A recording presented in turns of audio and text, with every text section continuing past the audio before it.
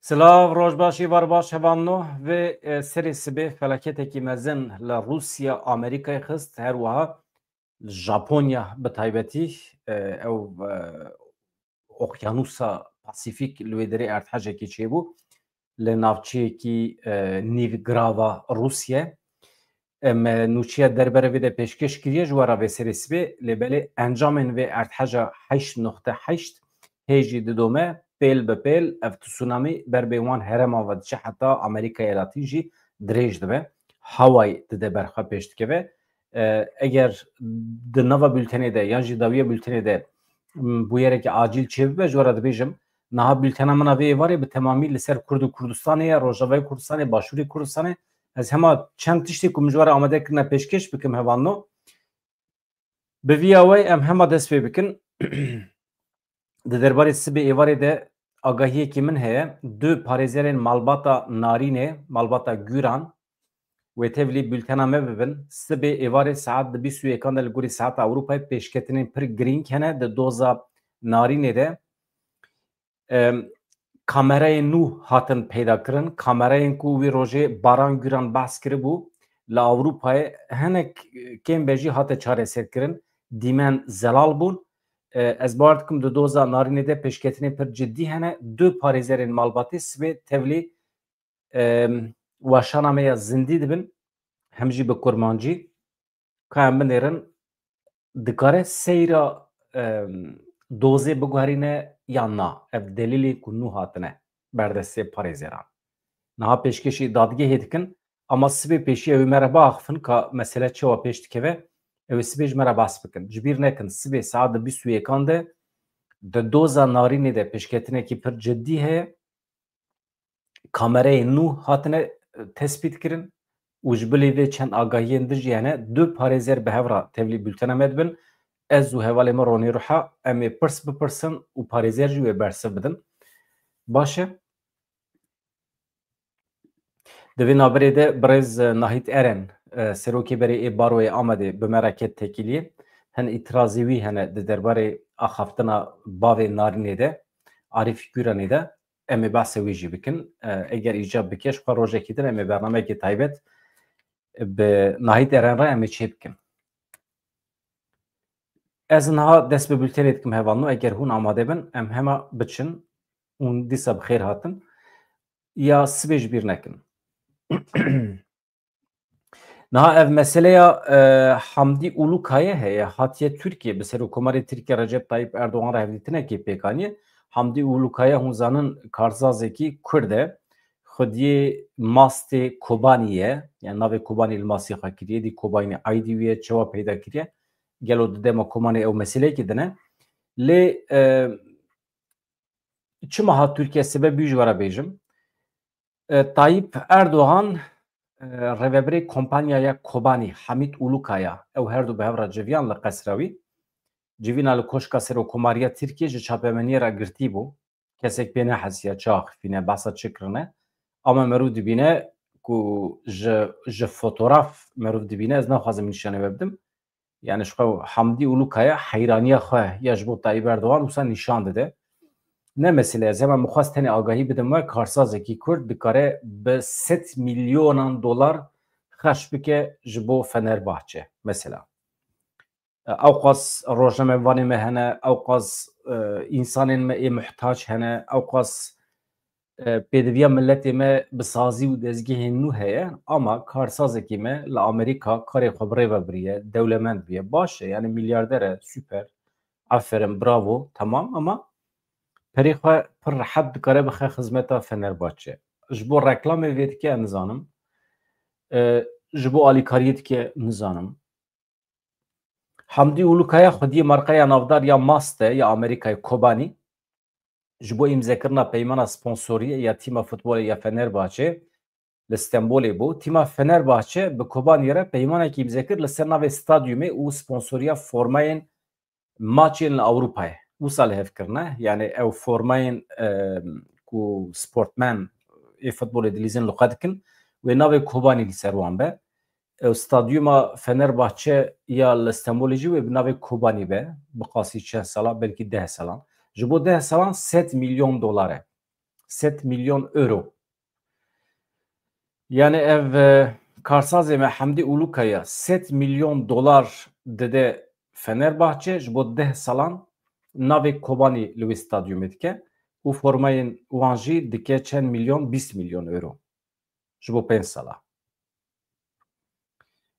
Yani binêrin fiyeta sponsoriya navê stadyumê ji bo sezona 2025-2026 sezonên piştî wî 10 milyon euro ye. Buhayê sponsoriya Stinga formayı ya ji bo maçên Ewropayê jî ji bo sezona 2025-2026 4 milyon euro ye.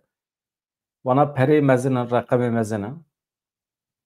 Serokê Giştî CHP Özgür Özel ragihand ku partiya wî wê beşdarê Komisyona Parlamentoyê bibe ya ji bo vê mesela me. Özgür Özel piştî serdana xwe ya Ekrem İmamoğlu ya li girtîgeha Silîvriyê daxuyaniyekê da çapemeniyê diyar kir ku Serokê Parlamentoya Tirkiye Numan Kurtulmuş telefonê hevalekî wî partiyê kiriye û gotiye biryarên komisyonê wê girêdayî piraniya wesfî bin. Yani ew kesên ku tevlî komisyonê din piraniya wan çawa biryar bidin wê ew biryar werin girtin. Özel anî ziman ku li ser vê pêşketinê CHP biryar daye tevlî komisyonê bibe em ê sibê navê 10 hevalê xwe diyar bikin û komisyonê de cihê xwe bigirin. Bi vîya wê helbesta CHP zelal bû. 10 endam normal pêncî û yek kes tevlî dibin. 10 jê para CHP ye. Özgür Özel serokê CHP di daxuyaniya xwe yên berê de ji bo beşdarbûna komisyonê şert û mercê nûnertiya wekef û piraniya wesfî danî bû pêş. Wekî din Konseya Seroketiya Meclîsa Sûriyê mesede li bajarê Hesekê li Rojavayê Kurdistanê civiya civîna wana asayî bû wisa civînekî awarte nebû. Hevserokê mesedê Leyla Qehreman û Mahmud El Muslît bi awayekî online bi rêya înternetê tevlî civînî bûn. Hevseroka Daireya Tekiliyên Derve yani Wezîra Karê Derve ya Rojavayê Kurdistanê İlham Ehmed jî tevlî civînî bû. Wekî din Konseya Seroketiya Mesedê di civîna xwe ya asayî da banga vegerê li ser bendên peymana dehê adarê kir. Yani bang li aliya kir ku li ser peymana dehê adarê li hev bicivin û vegerin wan bendan. Ev peyman referanseke niştimanî ye dikare ji bo pêşxistina pêvajoya siyasî bibe bingehekî. Eger mesede îsrar bike ji bo pêkanîna vê peymanê xuya ye tiştê xweş tê de hene. Me zemanekî çend mehberê me pêşkeş kiribû yani 10 adarê peymanê imza bibû me jî 10-11 adarê me navara ku vê peymanê ji raya giştî eşkere kiribûn tiştî xweş tê de hebûn ji bo Kurda. Ama aliyê Sûriyê tê li gorî wî tevdîgere em nizanin. Rêya çareseriyê ne bi tehrîkê lê bi diyalogê ye dibêje mesede. Konseya mesedê teqes kir ku nûnertiyeke rastîn muxatabeke ciddî li hemberî wan tune ye. Rêya çareseriyê diyalogeke niştimanî ya berfireh he ku baweriyê di navbera Sûriyeyan de ji nû ve ava dike bingeha dewleteke demokratîk ya ku me fan diparêze û paralîtiyê hembêz dike. Dewleteke demokratîk. Dehadê li ser xerêbe. Wekî din İlham Ehmed jî teqes kir ku ne navendîtî yani ademî merkeziyetçî êdî ne vebjêrkeke teorîk e êdî pêwîstiyek e. Yani mecbûr e em li gorî pêwîstiyên nenavendîbûnê birêve biçin. Nenavendîbûn tê maneya federasyonê. Ez wisa dikarim bibînim. Ji bo parastina Yeketiya Sûriyê ji bo garantîkirina dabeşkirineke adîlane ya desthilatdariyê û çavkaniyan. Vaya mühim e tiştê ji we re dibêjim hêvano. İlham Ehmed dibêje ji bo ku çavkaniyên ser erdê bin erdê hemî dewlemendiyê li Sûriyê bawekî adîlane werin dabeşkirin. Desthilat yani hikûmeta îro ya li Şamê bawekî adîlane were dabeşkirin. Hemî kes tê de normal wekî hev xwedî biryar be tê de cihê bigire wê demê Yeketiya Sûriye ancak bu şeklê pêk ev jî girêdayî nenavendîbûnê ye. İlham Ehmed her wiha got tu li hevkirina siyasî bê beşdariya tam ya hemû pêkhatiyên Sûriyê ya li ser bingeha hevparî û rûmetê bi ser nakeve. Eger ev tiştê em dibêjin pêk ne bi ser nakeve. Tu tiştekî bi ser nakeve li Sûriye. Yani beşdariya wekev. Rûmeta milletan were parastin. Ev nebe dibe perçebûn kurtir dibe. Mesela basa perçebûnê dike. Perçebûna hey kurtir dibe.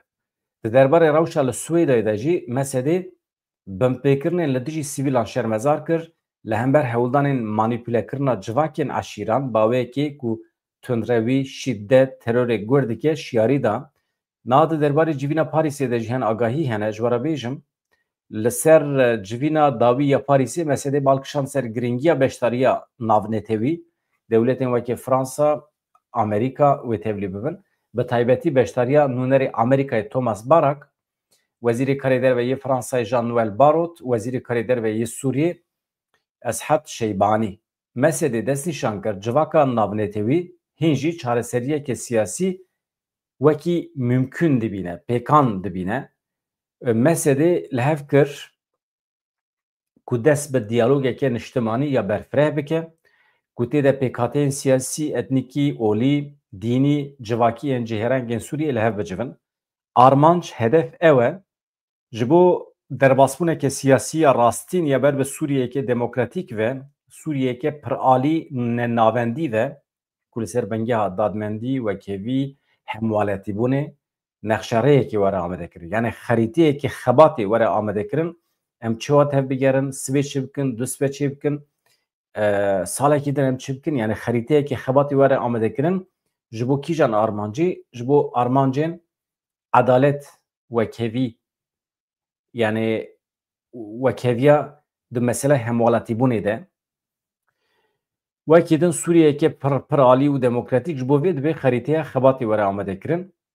Niha em dibînin ku rêveberiya Xweser bi xwe bawer e, di daxuyaniyê xwe de jî nenavîndibûnê de îsrar dike. Her çi qasî temaşevanên hêja hevalên ezîz li parêzgeha Swêdayê, li wîlayeta Swêdayê, li gundewarên wê şer pir awayekî gur tune jî dem bi dem hin çete êriş dikin. Lêbelê alozî û pevçûnên demkî berdewam dikin. Rojane çekdar welatiyên sivîl têne kuştin li wan hereman li Swêda û derdora wê.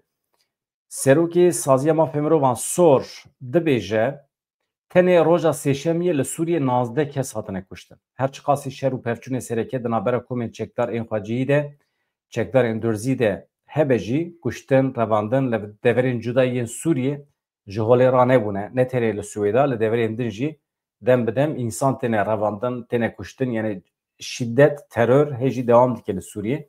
Çete di nava fealiyetê de ne. Ev Saziya Mafê Mirovan ya Sor dibêje. Heta niha çekdarên nenas welatiyên sivîl û hêzên ewlehiyê ji xwe re dikin hedef. Wekî din hevan no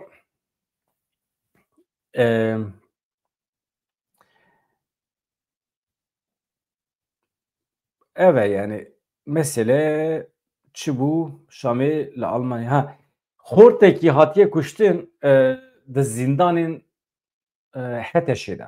Ev meselekî pir mühim e, me rû dikare heqeten mesele mezin e jî me rû dikare meselê mezintir bike.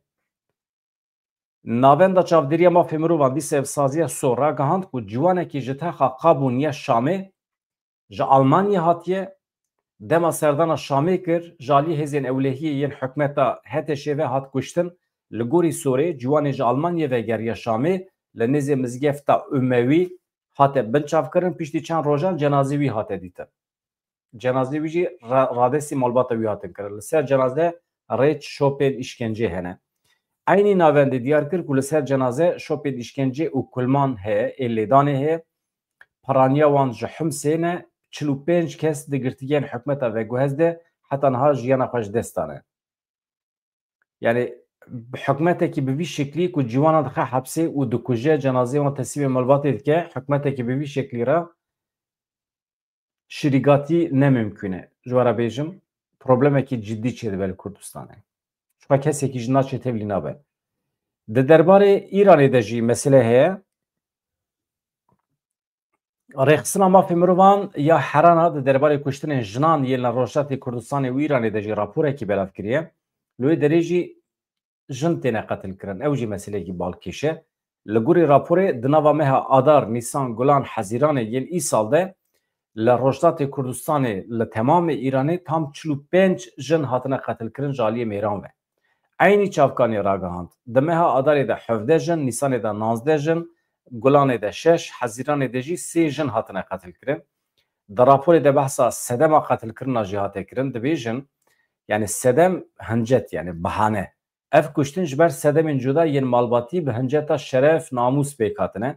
Paraniya xwe jî bûyer birêya bikaranîna çek, silah, kêr û tiştên ku mirovan dikujin birêya îşkencê pêkatine. Sala borî jî li Rojdatê Kurdistanê û Îranê 158 jin hatibûn qetil kirin. Rewşa me jî wisa ye Rojdata navê. Hevan niha ev meseleya petrolê ez ji wara bêjim li jineya wezîran ya Herêma Kurdistanê ragihand ku lîsteya mûçê meha hezîranê yani meaşê meha hezîranê balansa çavderiyê ji bo Bexdayê hatiye şandin daxwaz ji hikûmeta federal kir ku mûçiyan bide. Li jineyê her wiha biryar da ku petrola amade ya ji bo hinartinê radestî Somo bike. Somo saziya petrolê ya Iraqê ye. Yani hükümeta Başûrê Kurdistanê biryar daye derxistina xebata derxistina petrola xwe firotina petrola xwe teslîmê Sumoy bikin yani dewleta Iraqê. Li jineya wezîran ya Herêma Kurdistanê îro bi serokatiya Serokwezîr Mesrûr Barzanî bi amadebûna alîkarê Serokwezîr Qubat Talebanî civiya piştî civînê di daxuyaniyê de biryarên girîng hatin ragihandin. Wezîrê Darayî Awad Şeyh Cenab yani ekonomi, wezîrê ekonomiye raporek li ser dabeşkirina dehatên giştî û şandina wan baweyekî şeffaf ji bo Bexdayê pêşkêş kir. Yani petrola me çiqas heye, çiqas tê firotin, çiqas mesrefî heye, çiqas dehata wî heye hemî pêşkêşî Bexdayê kiriye. Wezîr Awad Şeyh Cenab got lîsteya maaşan ya meha hezîranê û balansa çavderiyê ya ji Wezareta Darayî ya Federal re hatiye şandin li hemberî vê erkê Wezareta Ekonomî yani Darayî ya Iraqê ku mûçeyê meha hezîranê a Herêma Kurdistanê bişîne.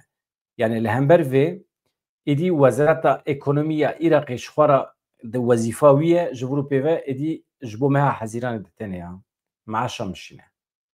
A maaşê meha Gulanê dabû ê hezîranê ya çawa qisa dibe problem. Ew qas petrola Başûrê Kurdistanê heye dikare protesto bike nede Iraqê berdêla wê petrolê bigire bide karmendê xwe maaşê xwe bi xwe bide. Bi vîya we belkî jî federasyona xwe dikare zêdetir pêk bîne di pratikî de. Ev jî pirsend e ama wextê ku mirov xwedî dewlet be dewletekî serdest hebe problemê bi vî şeklî tim derdikevin. Maaş nede nade yani. Hem petrola te digire hem jî maaşê te nade. Mesela sibê du sibê dewleta Iraqê destanê ser petrolê û bifroşe perê Herêma Kurdistanê jî nedê, maaşê wî jî nedê û Kurdistan dikare çi bike? Dikare şer îlan bike. Nikare. Yani tu hêzekî tehdîta Kurdistanê li ser Iraqê tune ye. Mixabin. Di derbarê dosya petrolê de wezîrê samanên süruştî ê bi wekalet Kemal Muhammed Salih rewşa dawiye di derbarê jinûva destpêkirina hinartina petrolê de pêşkêş kir wê petrol radestî Sumê were kirin ka em binirin çi agahî hene di vî waliyê de petrola Kurdistanê bi kîjan şeklî pêşkêş dikin.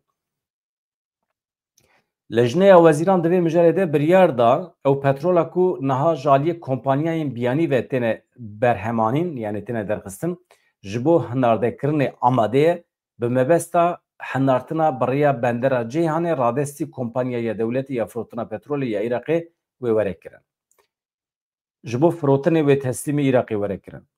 Biryar hate dayîn berpirsyariya qerebûkirina wan kompanyayên ku petrola wan ji bo xerjkirina navxweyî ya Herêma Kurdistanê tê bikaranîn hikûmeta Herêma Kurdistanê wê bigire ser xwe. Li jineya wezîran di dawiya daxuyaniyê de dubare kir ku Herêma Kurdistanê girêdayê wê peymanê ye peymana wan û bang li Bexdayê kir pêwîst e hikûmeta federal wekî ku ji bo deverên din yên Iraqê dike mûçeyê meha hezîranê û piştre jî yê tîrmehê wê bişîne Başûrê Kurdistanê. Hükümeta federal eri. Di berdêla vê petrolê de hikûmeta federal jî wê meşan bişîne. Hevan di vê naberê de rêveberiya Şamê jî ya Heteşê jî daxwaz ji rêveberiya Xweser dike, daxwaz ji Kurdan dike ku deriyê sînor ê temamê Rojavayê Kurdistanê dewrê wan were kirin. Tabii ji bo ku ev yekpêk were rêveberiya Xweser jî dibêje em divê diyalogan bidin dest pê kirin. Niha deriyekî vekirî ê diyalogê di navbera rêveberiya Xweser û Şamê de tune ye. Her roj wisa dayîn û stendin jî tune ye. Ji bo ku deriyên sînoran bikevin bin kontrola Şamê divê müzakere çêbibe, hevdîtin çêbibe, ev derî jî aliyê kevê werin kontrol kirin. Temam. Yani dibin kontrola Şamê de be, lê wezîfedarên wê derê yên ewlêkariyê ew ê ji keç û xortên heremî bin yan ew ê ji derve werin. Eger ji derve werin nabe. Çima ma keç û xortê me mirin ne? Ê xwedî tecrübe ew in, ê li heremê ew in. Memurên ku deriyê sînor kontrol dikin çima ji deverên cuda werin? Bila xortê me heremî bin. Ev e rêveberiya Xweser ji bo ku Xweser be deriyê sînoran binêrin. Hatina wî çiqas pire ye. Divê merû şeffaf be, bi Şamê re parve bike rast e. Ama wezîfedarên wê derê divê ji keç û xortên heremî bin. Ew qas net û zelal ev jî adetê yani adetê dunyayê wisa ye. Hemî li deverên cuda ê dunyayê sistemê federal, sistemê Xweser de ew kontrol di destê hikûmeta navendî de be jî lê xebatkar divê heremî bin. Derdora pênc derî hene. Yani eger ew derî vebin, di navbera Qamişlo Nisêbinê de deriyê sînor wê vebe, çûna hatin wê çêbibe, tiştê xweş çêdibin. Di navbera Kobanî û Sûrûcê de wê çûna hatin çêbibe. û her wiha gelek deriyên din hene, nizanim. Belkî di navbera Serê Kaniyê û Bakur da çûna hatin çêbibe. Wê demê Amûdî jî dikarin biçin Bakurê Kurdistanê werin. Dibe wisa be, vîze tune be. Çûna hatina Bakurê Kurdistanê çiqas zû be, çiqas çê be, ew qas baş e ji bo yekîtiya Kurdan. Wekî din civîna li Parîsê çav li rêye ku roja yekşemiyê dehê tebaxê çêbibe, herçend em nizanin jî sedî sed tiştekî eşkere tune ye, ji ber mesela ewlekariyê kes nikare tiştekî eşkere bike. Lê hefteya pêş me yani ji roja duşemiyê şûnva wê hêdî hêdî eşkere bibe. Belkî sürprîzek jî çêbibe, civîn çêbibe xilas be paşê ji raya giştî re eşkere bikin. Ew jî heye. Hevan no vê derê ez xatir ji we dixwazim ji bîr nekin sibê saet di bîst û yekan de sibê roja pêşevê bîst û yekan de du parêzer du awqatên malbata Güran ji bo doza narînê wê tevlî bernameya me bibin ez û hevalê min Ronî Ruha em ê pirsan bikin her du parêzer wê bersiv bidin. Ev bername ji aliyê Ronî Ruha ve tê amadekirin. Heqeten kedekî mezin daye xwegihandiya parêzeran ev çend roj el pê wan digere. Dawiye de parêzeran qebûl kirin werin xwe îfade bikin. Civaka me li bendê ye. Ev vîdyoya ku bavê narînê tevlî bibû di nava vîdyoyê me hefteborî de heye. Gelekî deng veda merû dizane ku civaka me milletê me nava mereqê de ye. Ka ev doz çawa pêş dikeve. Mağduriyetekî pir ciddî heye. Diya narînê, birayê narînê, apê narînê hersî jî bi cezayê hetayê hatine mehkûm kirin yani müebbet xwarine. Kesê ku cenaze helaniye, biriye, veşartiye û wekî sûcdar tê dîtin Nevzat Baxtiyar jî 4 salan, 4 sal û 6 meh ceza xwariye. Millet dibêje neheqiye. Wisa nabe. Yani ji malbata narînê çawa mümkün e 3 kes cezayê müebbetê bixwin ama yê ku normal suçê wî tespît bîye tenê 4 sal û 6 meh. Halbuki ew her sî ferdên malbatê jî suçê wan nayzane. Delîl îspat tune ye. Kam malbatê em parêzerê wan guhdar kin çi dibêje? Baş e di vê naberê de piştî bernameya ku me pêşkêş kir bi tevê Ronî Ruha ya Arîf Güran tevlî bibû. Hin sûçbarî hebûn li hember serokê Baroya Amedê Nahît Eren. Birêz Nahît xwegihan me yani tekîliya me çêbû. da qismekî mezin ji daxuyaniyên bavê narînê Arîf Güran red dike, sûcbariyê di derbarê xwe de red dike. Yani dê diyalogekî me wisa şefaf çê nebû bîwîra.